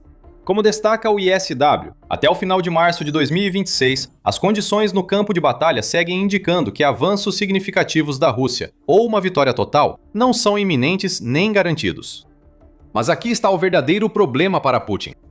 Como suas forças foram reduzidas a um avanço lento por toda a Ucrânia, eles também têm que lidar com o fato de que estão perdendo território em uma parte crucial do campo de batalha. No sul da Ucrânia, onde a Rússia passou grande parte do final de 2025 conquistando território, com o objetivo de criar uma zona tampão para sua principal ofensiva em Donetsk em 2026, a Rússia vem perdendo terreno. Em 31 de março, Syrskyi afirmou que a bem-sucedida ofensiva no sul da Ucrânia prejudicou os planos russos para a primavera. Percebemos isso nos avanços lentos e grandes perdas. A Ucrânia também conseguiu libertar 480 km², ou cerca de 185 milhas quadradas de território, no setor de Oleksandrivka até agora, e mais pode estar por vir. Aqui vemos mais perdas russas, somando-se às que a Rússia sofreu nos últimos meses. Esses avanços recentes superam os resultados da contraofensiva de Dobropilia, quando, segundo a UNN, a Ucrânia retomou cerca de 430 km², ou cerca de 166 milhas quadradas, de território retomado da Rússia. E em Kupiansk, que a Rússia afirmava ter capturado no final de 2025, houve uma reviravolta completa que soma pelo menos mais 183 km², ou 70,65 milhas quadradas de território liberados. Essa é uma combinação letal para a Rússia. Está conquistando menos território do que há um ano, e esse problema está sendo agravado pelo fato de que a Ucrânia está libertando território, e não é qualquer território. Essas são localidades importantes e áreas de terra que a Ucrânia recuperou. Território que a Rússia investiu muito tempo e efetivo para ocupar inicialmente. Isso significa que a Rússia precisa gastar ainda mais recursos tentando recuperar territórios que considerava seguros. Putin enviará mais reservas da frente oriental, o que vai desacelerar as ofensivas já enfraquecidas e resultar em ainda menos território conquistado. Há um ciclo de fracassos russos, pois as forças de Putin estão sobrecarregadas, enquanto a Ucrânia ganha impulso no campo de batalha. Assim parece o colapso inevitável da Ucrânia, Putin. Se for assim, a Ucrânia vai querer ainda mais. Vamos retomar as ambiciosas metas do Kremlin citadas. Há alguma chance de serem alcançadas? Os especialistas do ISW dizem que não. A Rússia foi forçada a recorrer a medidas veladas de mobilização apenas para sustentar o ritmo mais lento de avanço que estamos vendo, já que mais soldados seus são abatidos pelas defesas da Ucrânia. Em Ryazan, um decreto foi assinado em 20 de março que exige que empresas com entre 150 e 500 funcionários escolham entre 2 e 5 de seus funcionários para assinarem contratos com as Forças Armadas Russas. Isso é insanidade e desespero agindo juntos para forçar soldados a entrarem em um exército supostamente voluntário. Isso ocorre porque Putin sabe que a Rússia não consegue alcançar as metas que definiu para os soldados. Como poderia ser diferente? O Kremlin obriga pessoas a deixarem seus empregos para lutar, sinal claro de que o fluxo de voluntários que levou a Rússia até aqui na Ucrânia está acabando. Estamos assistindo ao colapso dos ganhos da Rússia em tempo real. Mas como isso aconteceu? É exatamente isso que vamos abordar a seguir. Mas antes disso, este é um lembrete rápido de que você está assistindo ao programa militar. Apresentamos o quadro completo, não só as manchetes. Para se manter à frente, inscreva-se no canal. O que causou a desaceleração da Rússia? O contra-ataque da Ucrânia, já discutido, foi fundamental. Isso obrigou a Rússia a deslocar tropas para recuperar territórios que considerava sob controle, afetando outras áreas da linha de frente. Tropas de elite russas, paraquedistas e infantaria naval foram enviadas ao sul no início de março para conter o avanço da Ucrânia, mas falharam. A Ucrânia tem feito contra-ataques nas áreas mais vulneráveis da linha de frente russa. Essa movimentação é mais uma reorganização nas fileiras russas, já que os comandantes militares precisam desviar tropas para onde quer que esteja acontecendo o mais recente contra-ataque ucraniano. A demora das tropas permite a libertação de mais território. Cada reorganização prejudica os planos russos em toda a linha de frente. De novo, é um ciclo. Enquanto a Ucrânia seguir assim, a Rússia não tem resposta real para isso. Porém, essa virada a favor da Ucrânia vai além da contraofensiva. A evolução defensiva da Ucrânia foi crucial para o que vemos atualmente no campo de batalha. E não se trata só do aumento de drones FPV nas zonas de morte, que já devastavam as forças de Putin. Essas zonas triplicaram ao longo da linha de frente, porque a Ucrânia desenvolveu e usa drones de médio alcance para atacar a retaguarda russa em territórios ocupados.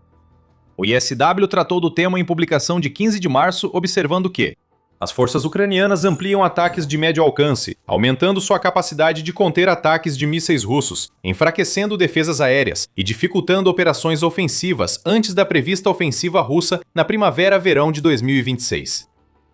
Outros veículos, incluindo a Pravda e o Kiev Independente, relataram que a eliminação das defesas aéreas russas pela Ucrânia se tornou uma tendência importante em 2026.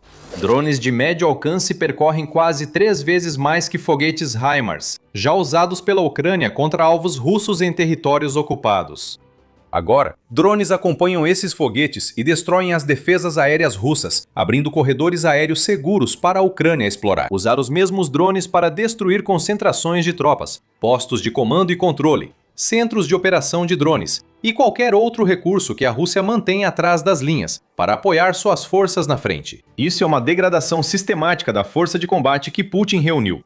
E isso está desacelerando a Rússia. Tem que ser assim. A lógica aqui é muito simples. Se um dos drones de médio alcance da Ucrânia atingir um depósito de munição russo, essa munição não poderá ser entregue aos soldados encarregados de atacar posições na linha de frente. O que acontece depois? Esses soldados sem munição ainda recebem ordens para avançar e acabam sendo abatidos pelos drones da Ucrânia antes mesmo de conseguirem qualquer tipo de avanço. Com o colapso da defesa aérea russa na Ucrânia, os ataques na retaguarda devem se intensificar. E eles estão sendo acompanhados pelos ataques em profundidade ao território russo, que temos visto há mais de um ano, e que servem ao mesmo propósito de enfraquecer o exército russo por dentro, assim como os drones de médio alcance. A Ucrânia foi exemplar em março, ao atacar sem trégua os portos russos no Mar Báltico. Ataques a esses portos reduziram em 40% a capacidade de exportação de petróleo bruto da Rússia, informou o Kiev Post em 1º de abril.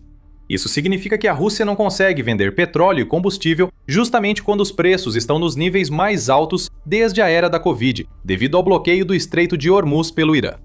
Vendas menores reduzem a entrada de dinheiro na Rússia para os ataques do Kremlin. Se Putin não recebe essa receita do petróleo, não pode investir em mais equipamentos e soldados para a Rússia avançar na Ucrânia. Você pode ver como tudo isso se transformou em um cenário de pesadelo para a Rússia. A Ucrânia ganhou um impulso no campo de batalha ao priorizar cuidadosamente seus alvos, enquanto a estratégia da Rússia não evoluiu desde o início da invasão, continuando a jogar soldados como bucha de canhão contra a Ucrânia, como Putin tem feito desde o começo. Contra-ataques no sul da Ucrânia dificultam a ofensiva russa no leste. Drones de médio alcance destroem pontos militares estratégicos no leste e aumentam os transtornos.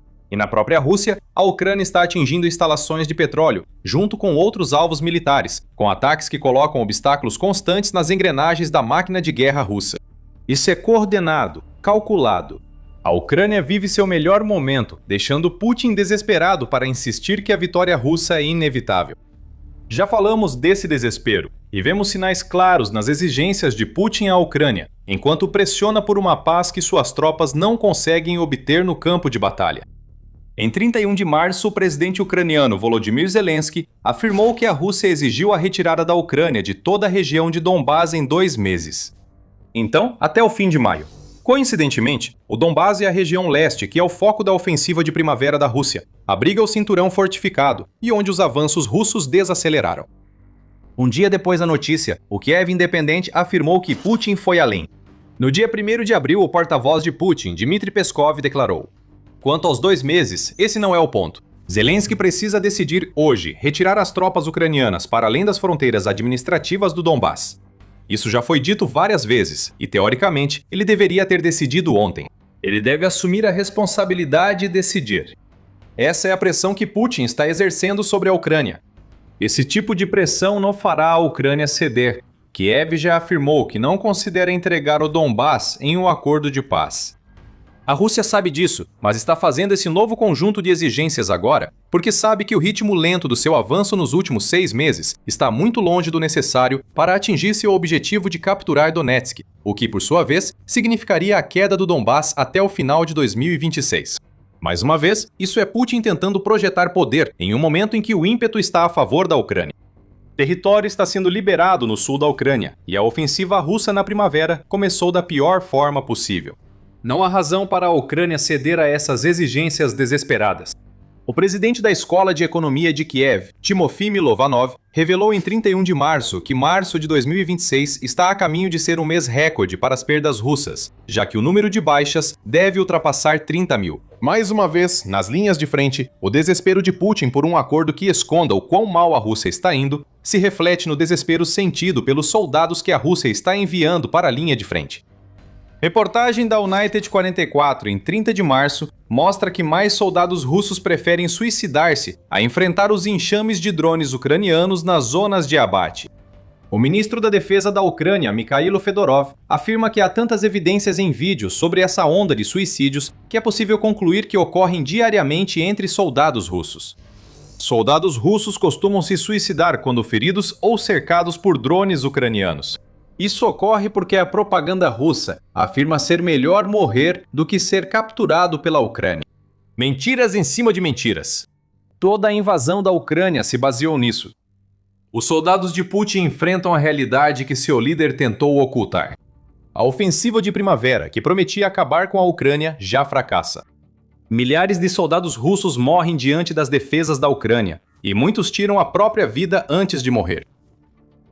O Kremlin definiu metas que não serão alcançadas no ritmo de avanço que vimos da Rússia nos últimos 6 meses. Quanto à Ucrânia, ela está contra-atacando. Está desgastando a retaguarda da Rússia. Todos os sinais apontam para uma mudança de dinâmica tão grande que a Ucrânia está mais perto de vencer a guerra do que a Rússia de executar qualquer um dos planos que Putin tentou colocar em prática. A narrativa russa desmoronou.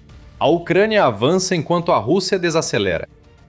Terminais de petróleo estão em chamas no Báltico. Já citamos os ataques ucranianos de longo alcance no Báltico, que têm sido devastadores.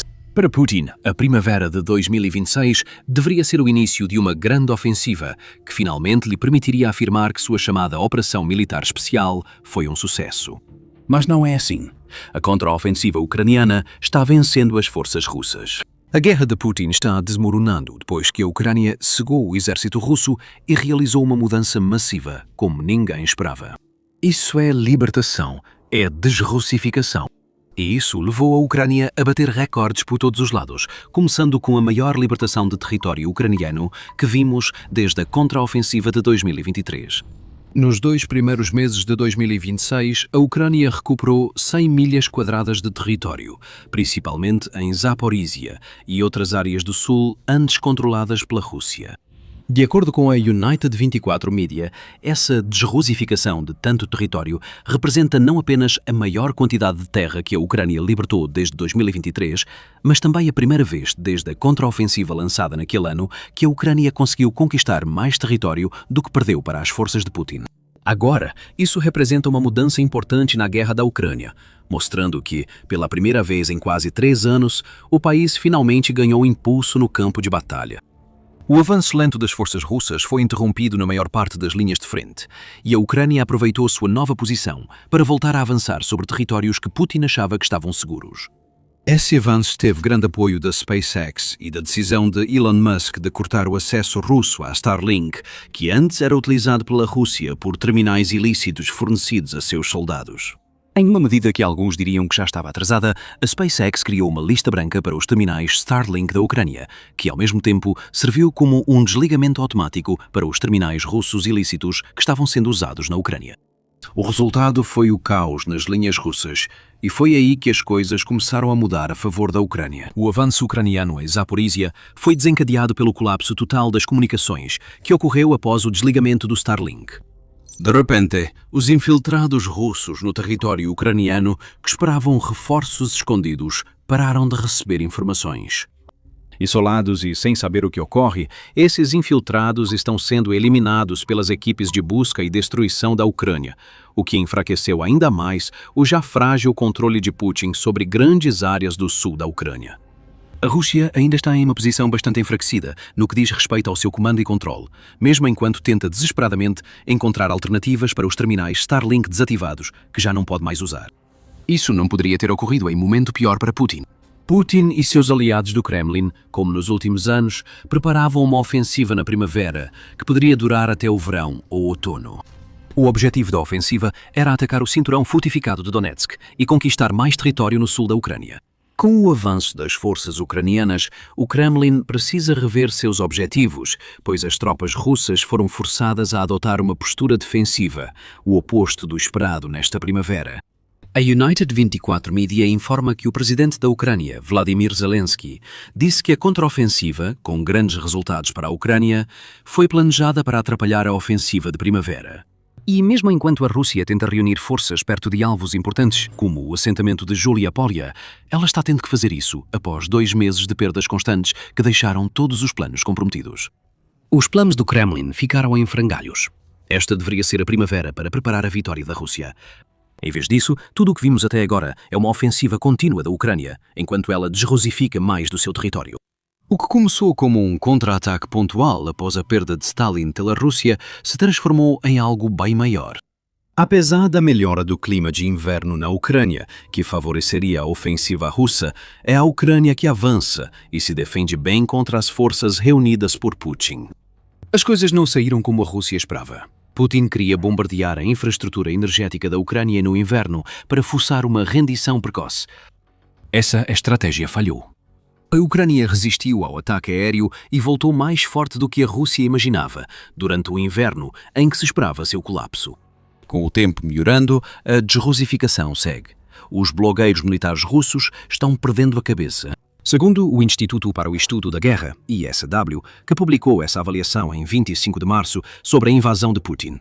Esses blogueiros militares agora criticam falhas na estratégia de infiltração usada pela Rússia em 2025 e ainda aplicada, mesmo com as equipes de busca e destruição da Ucrânia eliminando os infiltradores. Segundo seus blogueiros militares, a Rússia não obtém avanços relevantes com essa tática. Não pode haver vitórias decisivas da Rússia a menos que haja uma reformulação completa de toda a estrutura das forças, incluindo o abandono da infiltração e o retorno a grandes ataques mecanizados que esmaguem as defesas ucranianas. O blogueiro militar disse que as forças russas demorariam cerca de 100 anos para conquistar o restante da Ucrânia, similar à estimativa do ISW, de que as forças russas levariam 83 anos para conquistar o restante do país. Se conseguirem manter o ritmo de avanço a partir de fevereiro de 2025, segundo o relatório do ISW. Um século parece muito tempo para esperar por uma vitória prometida para 2026. E de alguma forma ficou ainda pior para Putin enquanto ele tenta responder à desrussificação de grande parte do território da Ucrânia. A Rússia tentou agravar a situação. Falhou. De acordo com o relatório do ISW de 22 de março, o comando militar russo enviou forças Spetsnaz para o sul da Ucrânia com o objetivo de deter a contraofensiva ucraniana de vez. Essas forças avançaram para Oleksandrivka, onde a Ucrânia teve grandes conquistas. Mas esses supostos operativos de elite não conseguiram nada desde que foram deslocados. A Rússia segue apostando em táticas de infiltração que a Ucrânia tem combatido eficazmente. Ela também está tendo dificuldades para estabelecer um reconhecimento aéreo consistente, segundo relata o ISW. E não vimos nenhuma reversão de nenhum dos avanços que a Ucrânia conquistou nos últimos meses. Putin enviou os seus melhores homens, mas descobriu que nem eles conseguem impedir a desrussificação em todas as regiões do sul da Ucrânia. É aqui que a situação se complica para Putin. Mesmo com suas defesas ruindo no sul, Putin segue o plano, não importa o quão ridículo tenha ficado.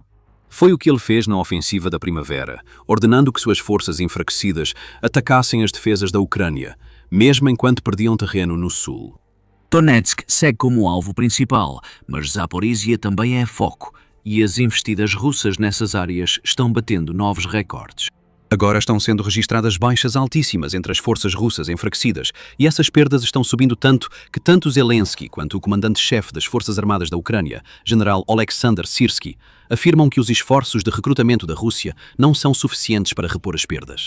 Acabamos de mencionar outro recorde sendo quebrado. Em 19 de março, o Telegraph informou que a Rússia havia perdido 1.710 soldados, 2 dias antes, o que representa a maior taxa de baixas em um único dia que a Rússia experimentou em 2026 até agora. Forças de sistemas não tripulados da Ucrânia foram decisivas na conquista, eliminando 900 capangas de Putin em cerca de um dia e meio, segundo o veículo. Devastador para Putin, essas grandes perdas confirmam oficialmente à Ucrânia o início da ofensiva da primavera. A Rússia não está conquistando grandes territórios, nem surpreendendo a Ucrânia com nova estratégia. Ela só está mandando mais soldados como bucha de canhão para o moedor de carne do que vinha fazendo nos últimos meses. E a Ucrânia está feliz em triturar esses soldados russos e cuspir seus restos mutilados bem na cara de Putin. Isso é tudo que a Rússia tem, uma estratégia baseada em efetivo que sacrifica soldados por ganhos mínimos.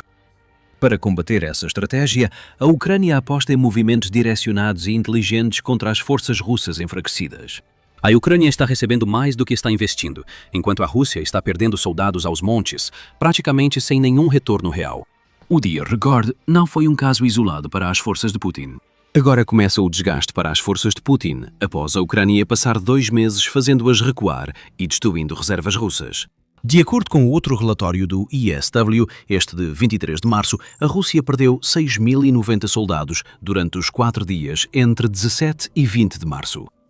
Isso representa uma média de 1.520 baixas por dia.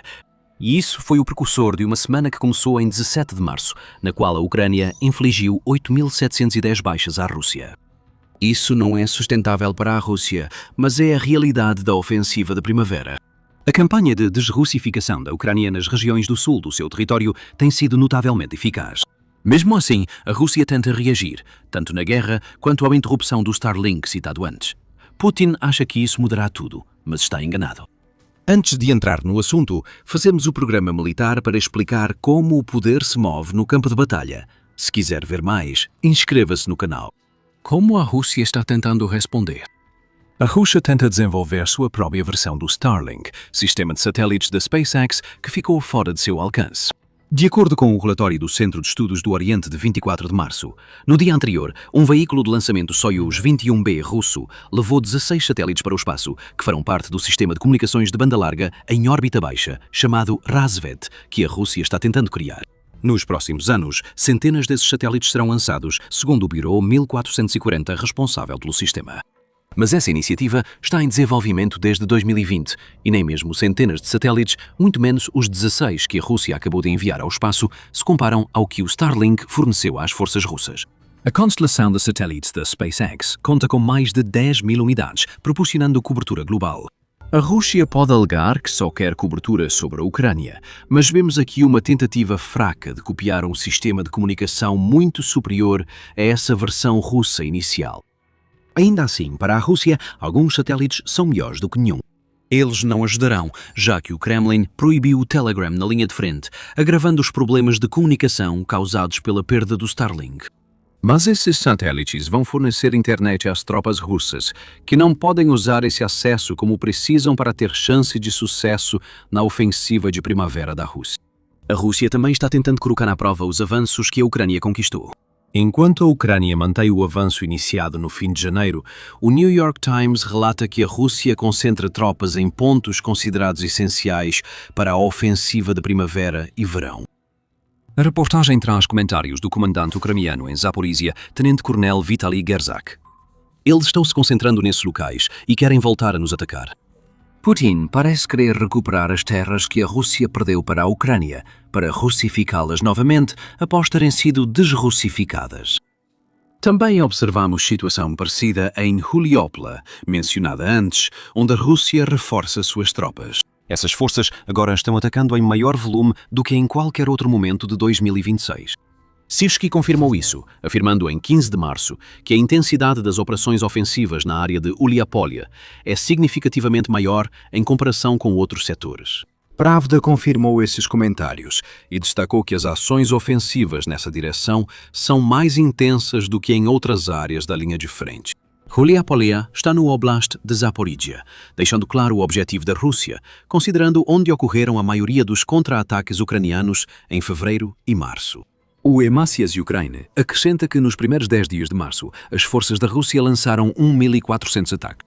Esse é outro indicativo de que a ofensiva de primavera começou, já que a média mensal era de 1.800 entre setembro de 2025 e fevereiro de 2026. Se a Rússia continuar nesse ritmo, terá lançado mais de 4.200 ataques até o final de março. É como dissemos antes, a única estratégia de Putin é empurrar mais carne para o moedor. Essas tentativas da Rússia de combater a desrussificação da Ucrânia causaram um grande número de baixas logo após o início da nova ofensiva. Mesmo que Putin tente impor seus planos para 2026, eles estão fadados ao fracasso. Apesar da contraofensiva ucraniana ser um grande desafio para Putin, há problemas ainda maiores sem solução para a Rússia. Primeiro, há as táticas que Putin é forçado a usar no campo de batalha.